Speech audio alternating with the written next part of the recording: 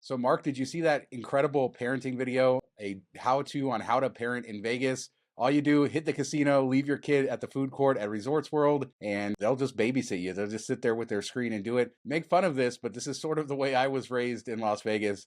Not a way to treat kids. Oh, come on. Your parents were nowhere near you, so this would have been a huge improvement compared to how it was back in the 90s. But I feel like they put those tables there just for this to happen. There's no other reason that you would line those tables along the playing area. Like nobody's like, oh, you know what? I want to sit like right on top of the casino while I eat dinner. It's the only thing that makes sense to me. And for those mad at us for making fun of this or making light of it, it's the only way you could do it when you experienced it as a kid is to make fun of it as an adult because it does suck really bad.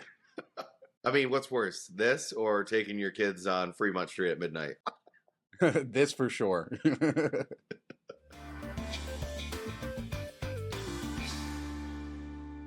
So on to happier news, Mark. And Rio, we know that they have their new Rio Rewards and Dreamscape is in charge and slowly they're renovating the rooms.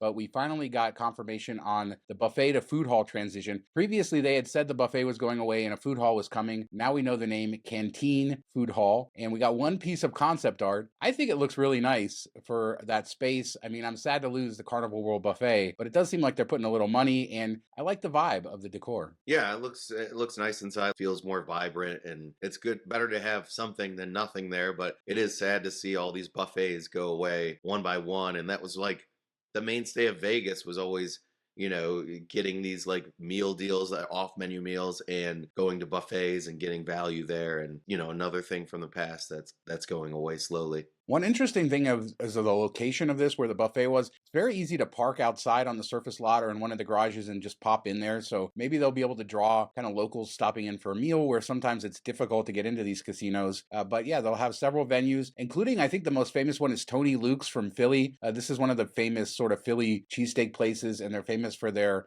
broccoli rabe. I don't know how to say that. I've had the sandwich in Philadelphia. It's like a beef sandwich with like broccoli florets on it. Very good. There's going to be ramen, burritos, all the other stuff that you would expect as well. Yep, in this food court.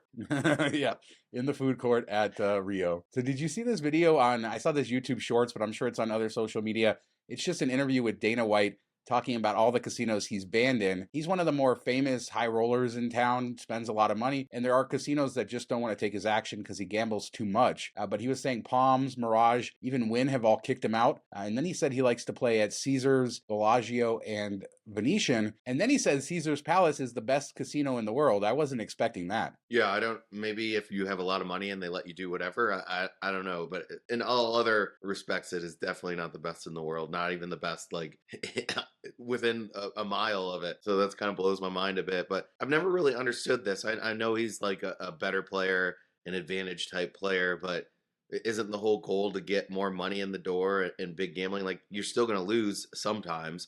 And the theory is always overtime. The house has that edge, so you should get that money back. So I don't know why they would kick him out. Like, what's the goal if not to get the biggest gamblers in there? But Caesars does seem to be, we talk about Mattress Mac. They always take his big bets and stuff. So they seem to be more okay with gambling, which kind of is weird to me. Like, I would think that would be Wynn doing something like that. Yeah, you would expect that Wynn would take the action. I don't know. I mean, he's been known to win crazy amounts of money because he's betting so big. So maybe it's just a matter of protecting themselves. Maybe they have more of a relationship. He's well known in town, so maybe they just don't like him and they like him more other places. But yeah, if you're a high roller, I guess Caesar's Palace is the place to be, according to Dana White, who he would know. I mean, that guy is known to be a prolific gambler, has tons of money. I mean, $250K a bet is what I've heard. Isn't a lot That's for him wild. to drop, which is just insane. Yeah. So from the high rollers to the low rollers, we actually talked about this on a Patreon video a few weeks ago, the high limit hack. And this is a great way to get drink service. So I've noticed this doesn't work as well, especially on the strip, because the high limit machines are getting higher and higher limit, meaning you can't find a low bet. But if you can go into a high limit machine, especially like in locals casinos or ones that are not on the strip, find a machine that doesn't have a high bet. You'll get better cocktail service. You'll get better overall drinks, everything else. And sometimes the bets on the lowest machines in high limit are less than what you would find out on the casino floor. Yeah, and what is it? Palazzo is the tip. There's a Keno machine in there that's a quarter Keno machine. So you can play that and get your high end $30 drink and get the service quickly. It's not as busy, which is kind of amazing. So I'm sure there's more of these out there that people know about. They probably want to keep them under under wraps, but yeah, always like dip in there and just check it out when you're walking by. I don't think Dana White approves of this cheap method of getting free drinks, but yeah, for everybody else out there, I think it's great. And we've done that several times. Aliante, we used to have a favorite machine in the high limits that was only like $1 bet, and we'd go in there, and the cocktail service was there within a minute, and you're getting full cocktails. The bar is right there, so yeah, take advantage of that.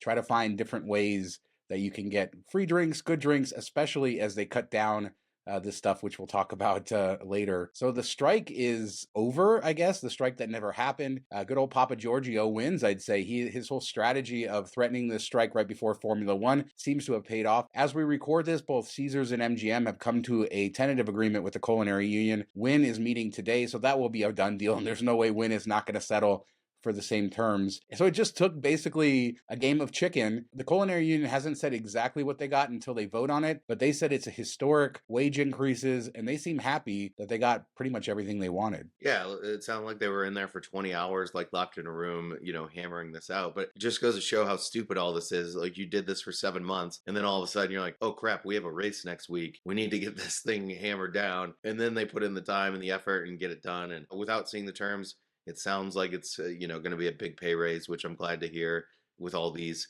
the record profits they're making year over year and stuff like that. They definitely deserve a chunk of it. But as we're going to talk in a bit, they'll probably look for other ways to cut back and add more stuff to people, and it's still going to be like yeah, you're getting paid more, but you're going to have to do more, or we're going to cut staff hours, all that stuff. I'm still not sure how it will play out, but hopefully it works out well. One thing that will happen is prices will go up, right? It's going to be more expensive to operate these venues, and that means that prices will go up. The casinos have largely been benefiting from the fact that they were working under old contracts with lower wages for these last couple of years, and now with costs going up and the cost of living has gone up, so expect your hotel rooms and everything else to cost just a little bit more, which is a downside, but we need the people to get paid, and they deserve it. And like I said, Papa Giorgio, the guy who runs the Culinary Union, his whole strategy from all these months of PR releases and protests and finally setting a date and taking the votes, I mean, it was a long-term strategy that paid off. Finally, the casinos just couldn't bear the brunt of having a strike going on during the Formula One race. So well played. As a reminder, our Patreon is now going live. We do a weekly after show. You can either watch or listen to it. Patreon.com/MTM Vegas. Hope to see you there. And thanks to everybody who supports the channel. So back to bartending and Cosmo. We talked, a few weeks ago when I was there about how this drink service was just terrible there. Really downgraded. And then a lot of people in the comments said they've experienced similar things. Well, Vegas Starfish has an anonymous source that basically said MGM has changed the entire way that they're doing cocktails there. They're putting in these automated machines. They're not allowing people to pour cans of let's say Red Bull to mix it. So they'll just bring you a can of Red Bull on the side. A lot of downgrades to the service and the quality of the drinks there. So yeah, sad to see that with Cosmo being so special before, but not surprised given my recent experiences. Well, not surprised because MGM took over, but yeah, these auto robot machine bartender things, the drinks aren't going to be as good. They won't be a specialty cocktail. And then it puts more, strain on the servers that they have to go and mess with all this stuff because there's not somebody back there taking care of it. So that's going to make the drink service even slower. They're doing double the job. They probably won't get paid. I'm sure this is going to be some type of fight or lawsuit or something. So hopefully it works its way back, as Cosmo was always known for having some of the best drinks while gambling. So it's sad to see that. And just all the waste that you're having, you order a Bailey's and coffee and they give you a little bottle of Bailey's instead of pouring Bailey's into the coffee and taking it from a big bottle. You're trying to walk over $1 to pick up a dime, it seems which is just so stupid. Yeah, you're in a Vegas casino that's a high-end casino. You want a drink that's a drink. And it's sad when somebody in corporate identifies a way to save a few pennies and doesn't understand how it affects the guest experience. So much of what the Cosmo brand was the service and the experience there. And if they lose that, I feel like they're going to have some troubles ahead, especially with more and more competition opening up and just the overall distaste for MGM by some people, because there's a lot of people out there that hate MGM, especially after all their recent troubles with the cyber attack. Bring back the real cocktails at Cosmo. Come on. it's not going to cost you that much. Pour the drinks for the people. Nobody wants to get like their drink in three parts that they have to mix together. Exactly. So back to Formula One, we talked a little bit on the last show about how ticket prices are falling, and they continue to fall. Like a few days ago, I think the cheapest tickets for the race on Saturday was $1,000. Today, even less, in the 700s. Hotel rates have plummeted, and this was inspired by a tweet by Joe Pompliano, and basically just talking about the different rates and how things have fallen. So I went and looked. Caesars, MGM, both their lower end properties, especially, are in the low 200s for race weekend. So things continue to go down. I've heard there's a lot of customers who are upset who booked early who want refunds or prorations because they're paying rates significantly higher than what somebody who could book today would pay. That's the first thing I thought about when we saw this and a lot of those were like non-refundable, non-cancellation. They were locking you in and people just jumped all over it. And that's whenever there's an event, just wait. Like usually it's going to get cheaper unless it's a Taylor Swift concert.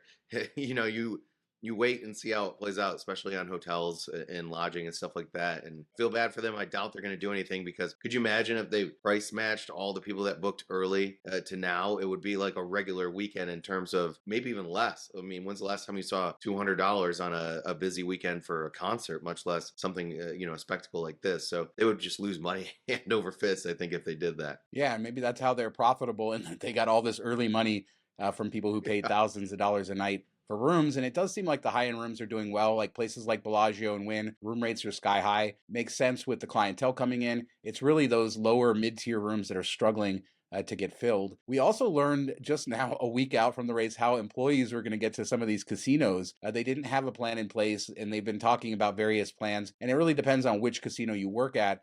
But basically, they're giving everybody a monorail pass so they can take the monorail, and they're also having most people park at the convention center, and then there will be shuttles to the various casinos. So more inconvenience for these workers. We talked about how Caesars is going to hand out prizes for people working. Hopefully the other casinos step up and do that as well, because this is a headache for the entire weekend for them. Yeah, just give them like double pay, for this weekend. That's what it should be, because you're going to have pain getting to work, pain leaving work. That's like an extra several hours, probably the drive, all that stuff added up. It's going to be pretty awful. And shout out to the monorail, saving the day that they can park there, hop on the monorail, get around. Too bad they didn't, add more stops and make it better. But it is still a useful tool, especially with stuff like this going on. I feel bad for everybody that has to work through this. It's going to be a rough weekend. And then I noticed that they're like, oh, we're not going to do special things when the race isn't hot, even though all the same obstacles are up. It's mainly like while the race is going on. It blows my mind. Yeah, this is a huge headache for everybody, and they've been dealing with this for months, and I'm sure they'll be happy to see it all over again. It's just another example of how we didn't plan, right? I mean, why are they only coming up with this plan a week out? No, real understanding. I'm glad that they're giving them monorail passes. I'm sure that they'll have a way for everybody to get there, but it just shows you there was a lot of lessons to learn with this race. Let's hope that they're learned for the next year race if that happens, which I do think it's going to happen. So I'm not going to try to put that out there. People thinking that, this is a 10-year race. There's no 10-year contract. There is a 3-year contract. There is an out after 1 year.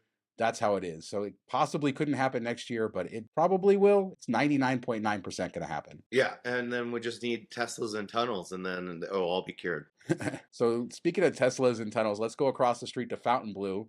And dining reservations have now opened up, so you can reserve all of the restaurants for the opening of Fontainebleau, which is supposed to happen on time. It looks like it's happening. We're getting more and more looks inside. I think they just did team member orientation this week, so the employees are getting started there as well. So make those reservations. We also got bad news that Fontainebleau is charging for parking, going against what Resorts World did when they opened with completely free parking, and then it's still free if you have a player's card. So parking at Fontainebleau is going to be $15 to $23 per day. So I don't know if it's going to vary on weekends or weekdays. Valet parking 35 to 40 hours a day. If you're not a hotel guest, you have up to 1 hour free. Hotel guests are free, and Nevada locals 3 hours for free. So kind of similar to other places, but that base parking charge, they're going for it. Yeah, I don't think it's as bad as it could have been. $15 doesn't seem astronomically high for Vegas. And I love that the guests get it free. I find it so annoying that hotels will charge for parking for when you're paying for a room.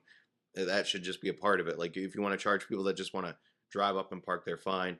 I like that they're giving the locals 3 hours. That's enough to get some stuff done, but if you really want to hang out, probably not good enough. At least it's something you can get in, get out, check it out, head out after 3 hours and not pay anything. So I like that. I do wish they did something more. If you have a player's card, you get it, longer for the day for free, whatever. But this is kind of like middle ground. Yeah, I don't like it. I don't think it's a smart move when you're new. I think what Resorts World did was smart. Open it up for free to everybody in the beginning, and then you can change it. Right now, you could just go to Resorts World, park there for free if you have a player's card, and then walk across.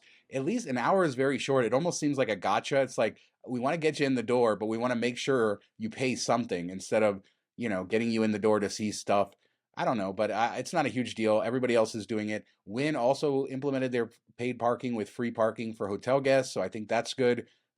Locals 3 hours is pretty standard. The 1 hour thing is the key. Do you think people would avoid going there because of the parking charge or go across the street? I think for the first visit, and this is probably what they're counting on, people are just going to pay. Yeah, I mean, $15 is kind of like right at that pain point where it's okay, whatever. $15, that's like one drink, not a big deal. If it was like $35, something along those lines, then I think people would say, you know what, either I'm not going to go there, I'm going to park somewhere else. So I think they kind of, if you're picking a price, they kind of hit it on the head where people will pay, especially going to the first time. It's kind of like an added expense of the experience, and I'd probably pay it. I don't want to walk any more than I have to. It already takes long enough to get to the parking garage to the casino, much less going from a different resort all the way across the street. No thanks. Yeah, I think it just depends. If you're going to multiple places, I'd probably park somewhere else. If I'm only going to Fontainebleau, I would just park and deal with it. And thankfully, as a local, I'll get 3 hours. That'll be enough for me. So from one new casino to the other, the bad news came this week that Durango was delayed. Now, it's good news for you because it was only delayed to December 5th from the previous opening of November 20th, meaning you're not going to miss it for your upcoming trip. But yeah, a good 15-day delay. No real news. It's just, I guess it's behind and they need a little bit more time. I'm okay with that. We saw that they didn't book the hotel for the last couple weeks of December anyway, so it seems like they kind of knew some things weren't going to be ready. But yeah, they're still going to beat Fontainebleau. I guess that's important. Yeah, I mean, you get a little bit, it would have been nicer to space them out a bit more. You get a little more fanfare for a couple weeks